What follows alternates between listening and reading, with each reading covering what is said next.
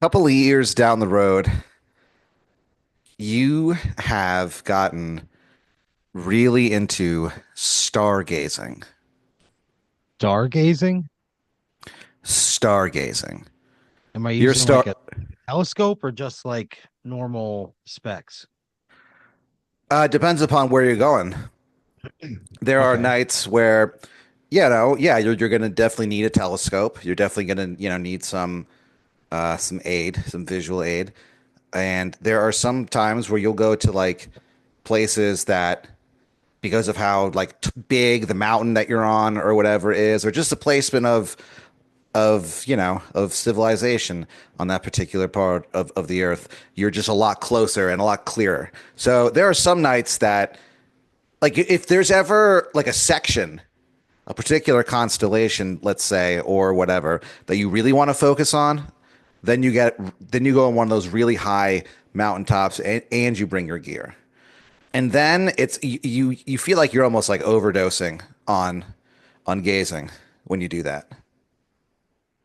You feel like and you'll say to yourself like, I gazed too close to the sun, I guess, on that one. Sometimes when you do it, when you call it super gazing, when you super gaze, when you go super close, as close as you can, but you still bring a telescope with you, you feel like an overwhelming sense of like of something so close to pleasure, but it's not. It's almost like an unknown emotion. And so when that happens, you just feel like, holy fuck, you know what I mean? You feel it deep in, I guess, what we would call a soul. And you also feel it in your dick and balls. Great. Cool. So you've also kind of like you've really like bought in on like the stargazing lifestyle too that comes with it. It's not just about the act of looking at stars, you know what I mean? It's about living a life that allows you to get as much sweet gay sessions in as you can. It sounds very outdoorsy. Well, yeah, I mean that's where the stars are. Yeah, I know the stars are outside, Pat. Yeah. Um, so what? Some things that you've done is you've gone to very like cold parts of the earth, and you've done what's called inside stargazing, where because it's so cold you can't go outside for long periods of time. So they have Yeah. these like cabins specially set up for you to be inside toasty and warm, but they have like a gigantic telescope on the top and you can like look at the stars and go like, whoa, Hmm. while you're inside wearing your fucking shoulder down to toe Victorian era PJs if you want. Come on.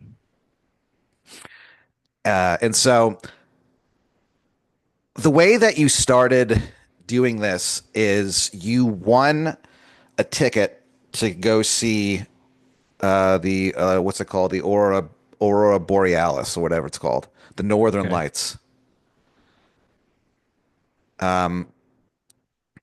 You won a you were in a competitive stargazing contest and you wiped the fucking floor What is their with. metric of success?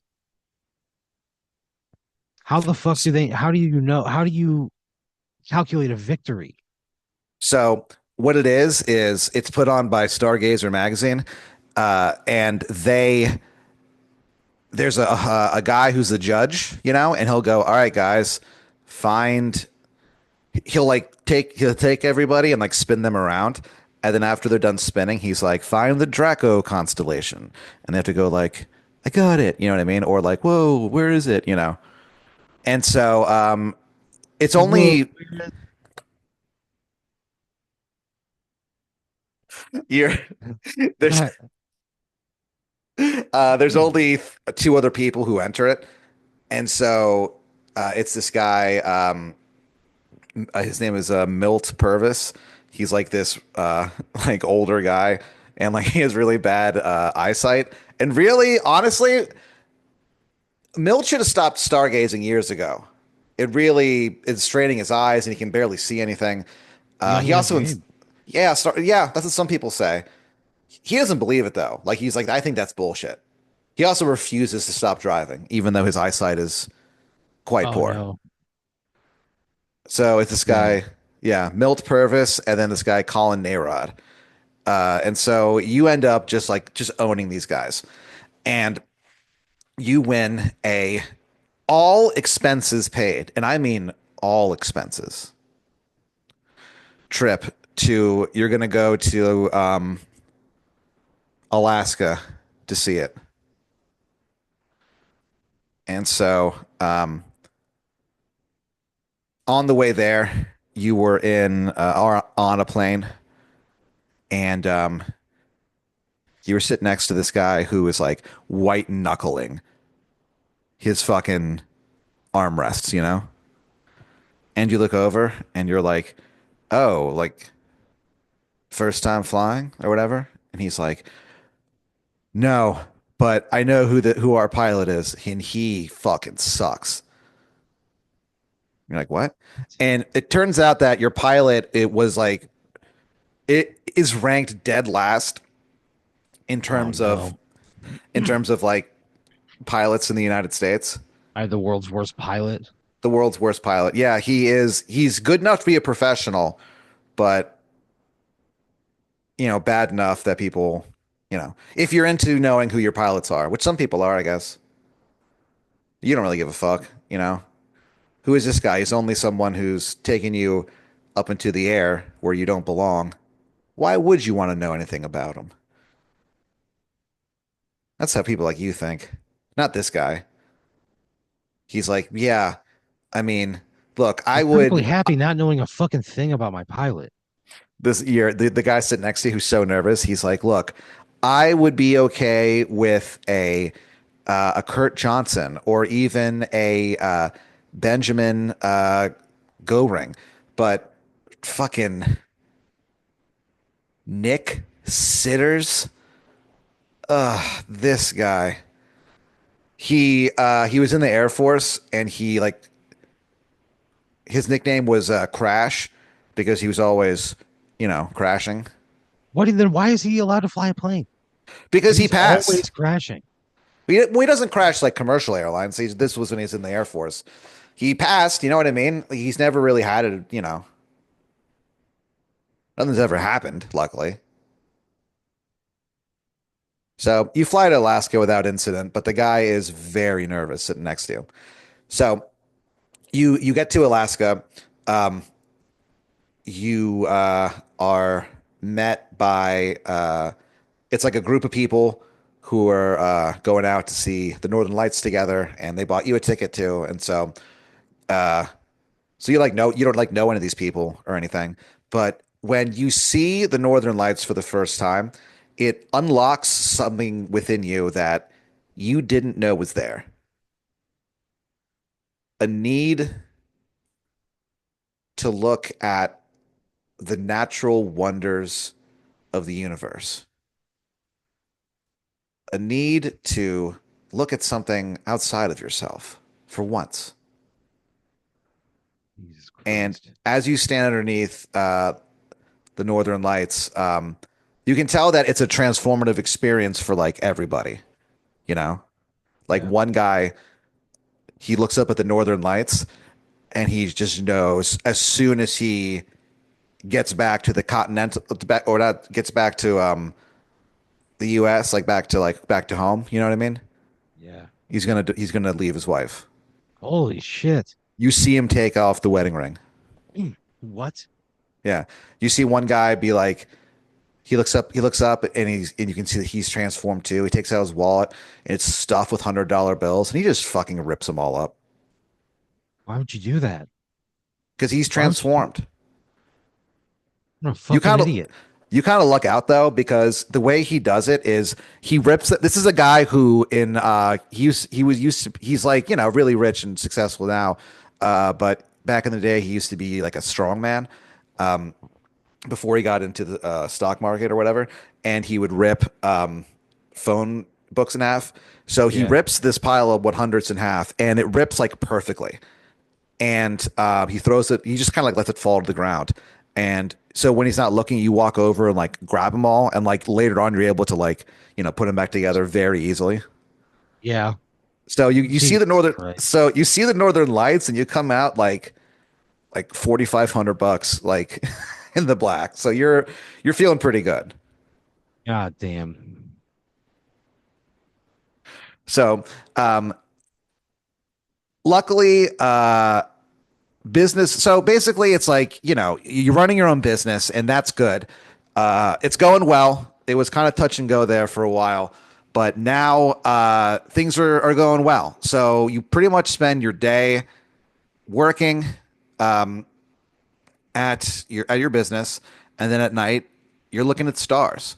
And then on weekends is when you travel. You travel to different places in California. California. You travel in different different states. The weekends are when, you do some real serious gazing. You bring like a journal with you and shit. Yeah. I'm that deep into it. You're into this. I'm like sleeping outside. I'm into this. So you don't, well, no, you Like don't sleep camping. outside, but you camp a lot. Yeah. Like I'm in a tent. Yeah. But one time you slept outside by choice. It was just such a nice night out. You slept outside nude, and it was the most relaxing sleep of your entire life. Nude. Nude. When you wake up, there's like 50 different forest animals like looking at you, and you kind of go like, huh? And then they go, ah, and they all like run away, Jesus Christ. Because of my nude form. I guess. And then they see when you're awake, they're like, oh no. And so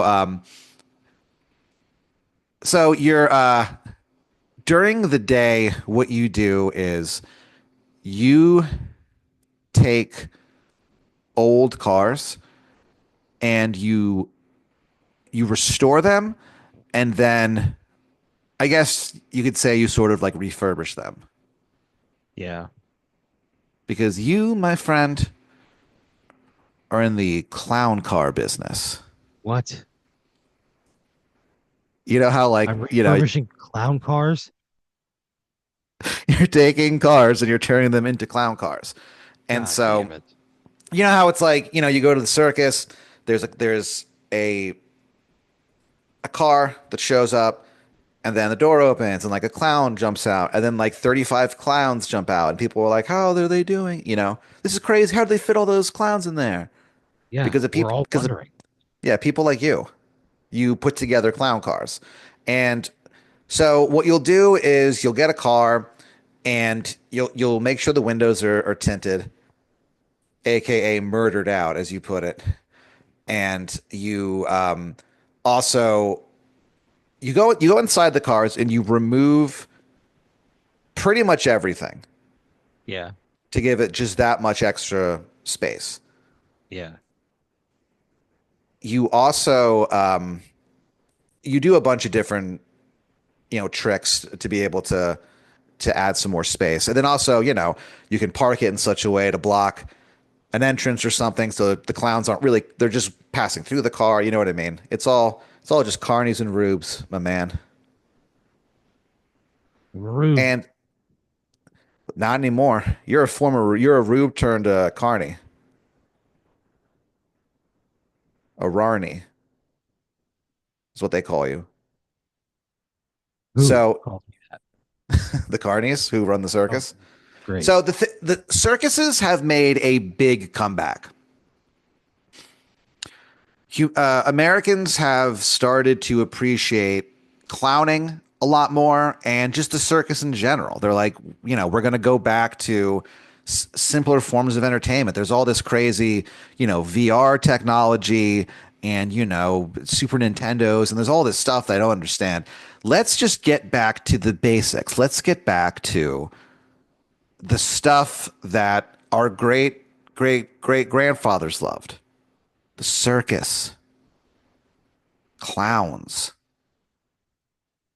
magic, shit like that, carny games. it's made a big comeback in terms of that. Also, it was in a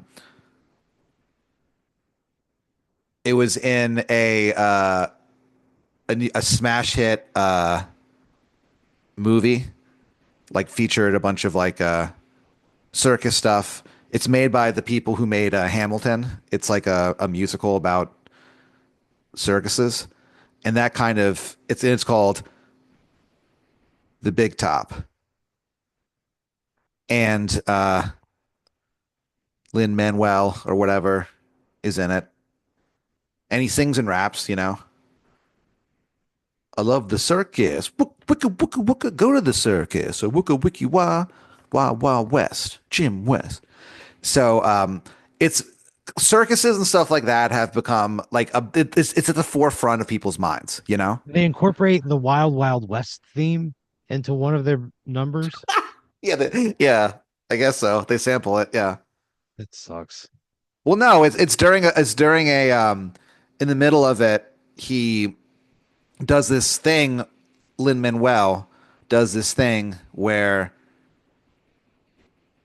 it's in the middle of in the a larger musical about circuses. There's a break in the middle where he just pays tribute to some of his favorite rap songs, and so the DJ does like a bunch of scratches and does like a bunch of like of the best lines from in the history of rap. So it's like Wiki Wiki Wild Wild West, Jim West, Desperado, Wiki Wiki Wiki Wiki Wiki Wiki, and then like a bunch of other different stuff. So, okay, Lin Manuel Yeah. believes that one of the best lines in all of rap is that one that you have just repeated twice. Yeah, the Wild Wild West by Will The Smith, Wild Wild, yeah. So featuring he Bismarck, thinks featuring Cool Mo D, I believe. Yeah, he puts that up there and believes and it's Cisco. Sorry. it's worth having a place in this medley. Yeah, and it's pretty much universally acclaimed, this piece or this the whole musical, The Big Top. But that is something that people, after the hype dies down, people were like, I mean, that is kind of weird that he included that because everything else he nails. He has like classic lyrics from Rakim and like Nas and stuff like that. He kind of like stays old school for the most part. And then there's Wiki Wiki Jim Wild Wild West. West, Jim Like, well, West, well, yeah. Desperado. And he comes back to it later. We're going straight to. That's how he ends it. The Wild Wild No, that's West. how We're he ends this going medley. straight. Yeah, and like the DJ like does a thing where he puts his hands in the air like that for everybody to go side to side, but everyone's just like, "Why this song?" So no one really reacts. But the Wild Wild West. Anyway, so you're really into stargazing, and so you're out one night. You're in your backyard. Normally, if you want to get like a really good look at something, especially if you know that there's going to be some kind of, event, like, oh, there's like a comet passing by nearby or something like that. You're out there that night, like I said, like in when you know that there's something good, you'll bring out your equipment, but there's really nothing on the schedule. So you're like, oh, fuck it, I'm just going to go outside and look at the stars. And you look at it and you're looking and you're thinking to yourself, like, you're kind of lost in thought. You're thinking about how, like, these are the same stars that, like, that early humans looked at, You're like, and and it's like, these are the same stars that we're all looking at together.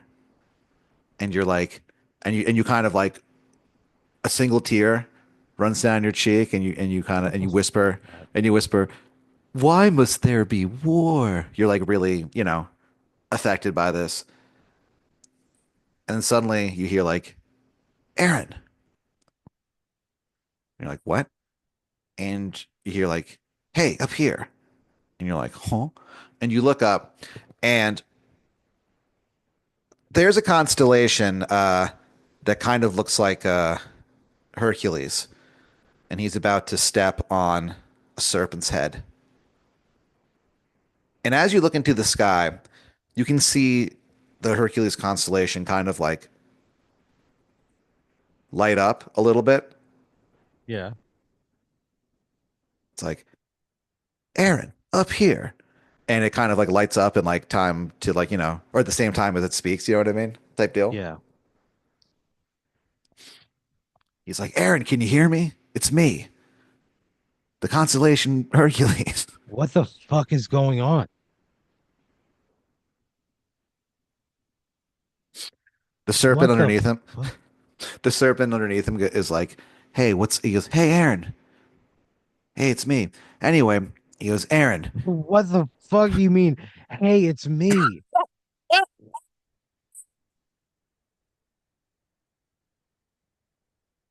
Like it's someone that I know. You're a snake the made of horse, stars. there's like a horse head. The horse head nebula is like, Aaron, it's me, the horse head nebula up here. And you're like, what the hell is going on here? And then Hercules goes, Aaron, once every generation, a stargazer is chosen. You are that person. And all the constellations start like applauding. They're like, yeah.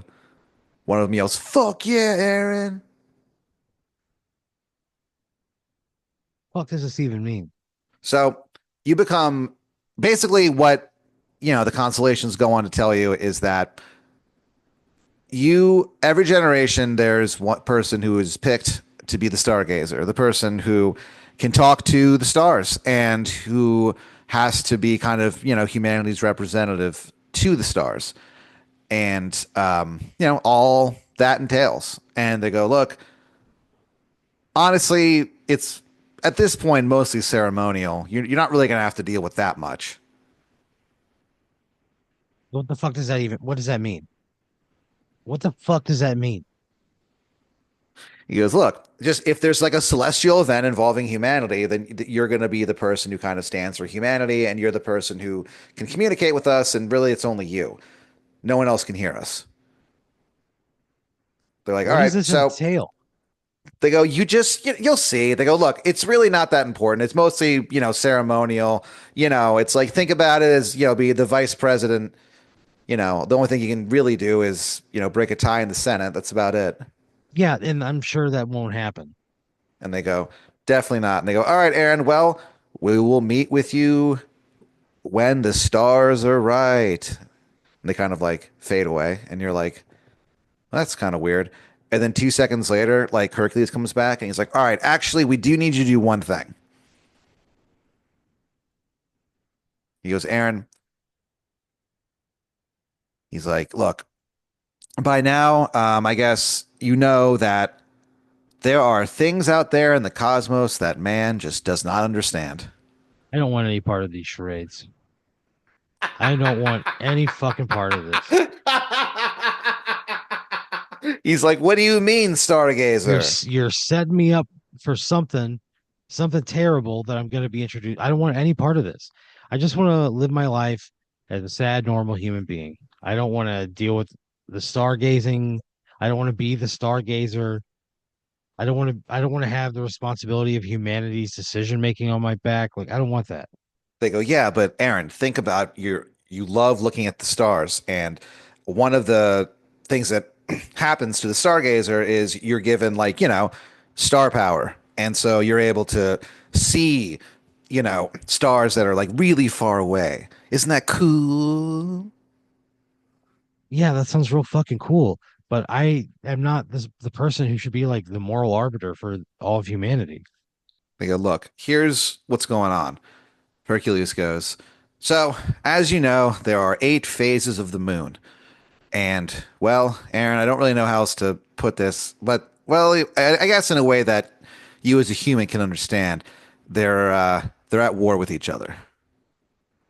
They've started like the moon has started a civil war against itself. What And the he's like, fuck are you talking about? there's a different phases of the It's moon, one you know? moon. I know, but it's like that's why it's a civil war, you know. It's like a lunar civil war, but of its own mind. So there's the full moon, You know, there's a new moon, the waxing crescent. There's all these different kinds of phases, and the moon is, at war with itself. And the Hercules constellation says to you, Aaron, as the stargazer, it is your responsibility to keep your eye on the moon and let us know if anything weird happens. No, no. I'm not gonna bear some responsibility. I don't want any responsibility. They go, look, Aaron, No. it's not about accepting this. You are the stargazer Yeah, of the I'm not doing cosmos. anything. I'm not gonna fucking watch this. I'm not gonna watch the stars. Okay. I'm not gonna fucking monitor the moon. I'm not gonna fucking call your phone when something goes wrong. I don't want this. They go, Let somebody else have this responsibility. I don't want it. the Hercules constellation says, did I mention that it also pays $27,000 a year? I don't want it. It I doesn't don't sound want like a ton of money, but keep in mind, this is just on top of everything else that you're making. I don't want it. I don't want the responsibility. I don't want to have to fucking watch the stars and the moon and report if something gets fucked up. I don't want that responsibility. He goes, the Hercules constellation looks down and he goes, are you saying that you abdicate your responsibility as the stargazer? He goes, that would be the first time in a millennia since the time of the dark moon that last happened. Yeah, I don't want to be the stargazer. This has been forced upon me. I did not consent to being the stargazer. And so, like, he kind of nods his head as much as a constellation can nod. And he goes, well, Aaron, I can't say I agree with what you're doing, but I suppose I understand. Fine. You kind of like, excuse me, you kind of blink and you look up and you don't hear anything else from the stars, The stars, as you look up now, before, you're able to see them as different shapes, snakes, dragons, mythological beings, ancient gods, and lost loves. And now when you look up, the stars are kind of dim and they don't look like much. They don't look like much more than just burning hot orbs and a great distance away. And you're like, all right. You walk back inside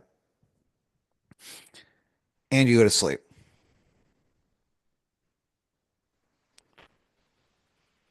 In your dream, you are like floating in deep space. Yeah. And you hear a voice say, Aaron, Aaron, Aaron, will you give the planet to me instead?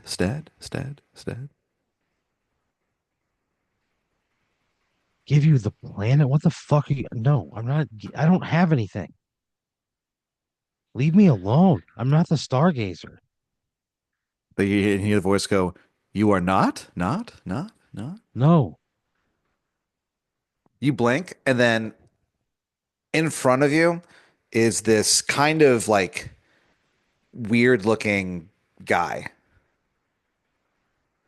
He looks, well, to be honest with you, he looks just like you. Do you remember that burger? No, no, not Burger King. The McDonald's guy, Mac the Knight. Yeah. He looks a lot like that. He's like, um, I am the man who collects planets. And I was told that you were the stargazer, and I was to talk to you.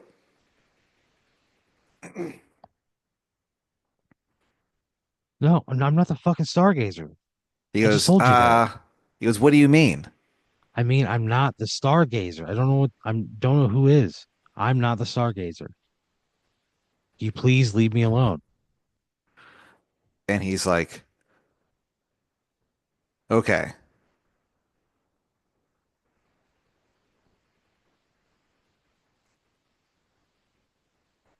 You kind This of like fucking look guy's at, got this guy's got a fucking problem. You know? I don't know how many times I gotta tell him I'm not the fucking stargazer. Leave. yeah. So you wake up from the stream and Wake you're up. like, you wake up. You're like, huh. So you jump out of bed. Uh, you begin your morning routine. You slide on your knees all the way to your bathroom where, What? you do, yeah, you slide all the way down and you pop up and, you do your normal morning stuff or whatever. Uh, you walk outside and you see in the sky above you a gigantic, like peering down at the planet. It's that Mac the Knife, the man who collected planets guy. And Yeah. all you can see is like his eyeball as he's like looking down at you. And you hear this like really loud voice go, false stargazer, you have been judged. What the fuck? I'm not the stargazer. And then like a laser beam like shoots out of the eye and like fries you. Oh my God. Just me? Well, initially just you, and you're like, ah! And, you're on fire, and the fire spreads all up the West Coast within seconds. Within minutes, the Midwest is gone, and about 45 minutes later, all of North America is dead and on fire. Jesus Christ. Well, thank God I went out early.